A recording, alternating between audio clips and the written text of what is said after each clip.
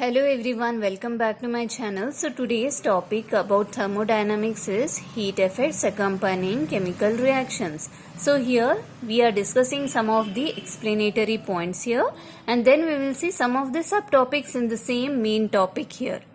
So first point comes to energy changes are involved in the course of chemical reaction where heat is either absorbed or evolved. So when the heat is absorbed, it is endothermic type of reactions, and heat evolved is the exothermic type of reactions. See what happens, the energy will be changing in the chemical reaction. See, whenever some chemical reaction takes place, the energy changes will be happening, and the main reason for the change in energy is heat.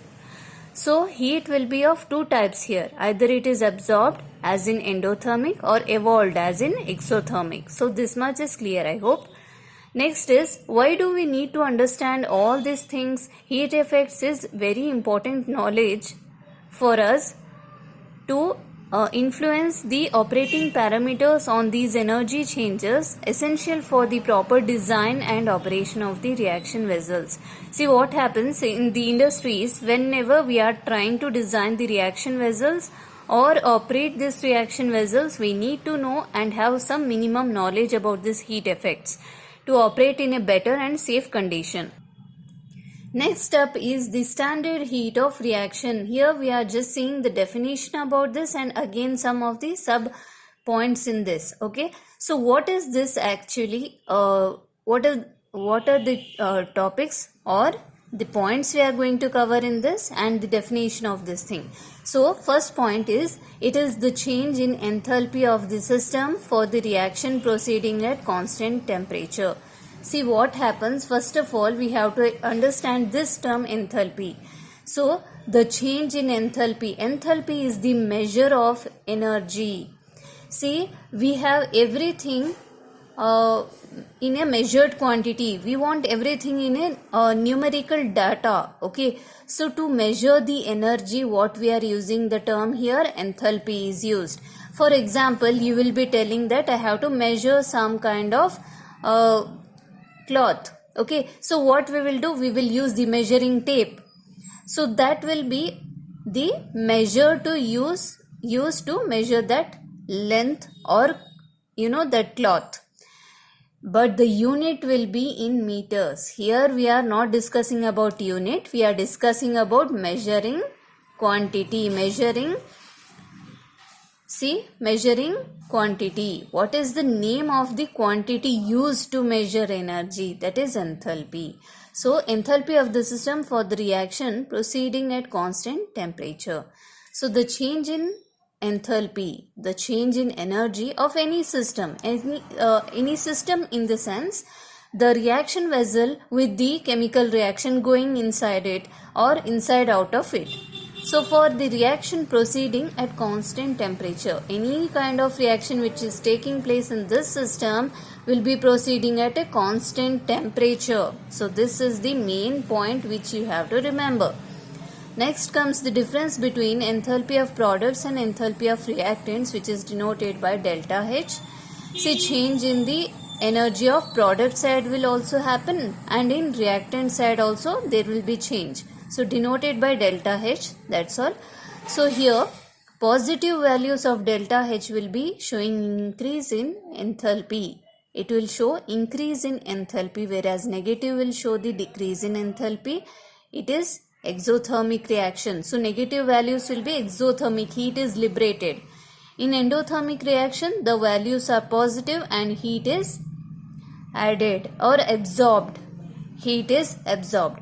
So next comes standard heat of reaction at a temperature T is enthalpy change accompanying a reaction when both the reactants and products are at their standard states at temperature T.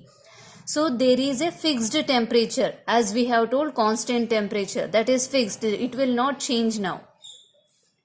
What is the word standard showing here? So the temperature will be fixed, so the word standard is used. Otherwise we would simply say as heat of reaction.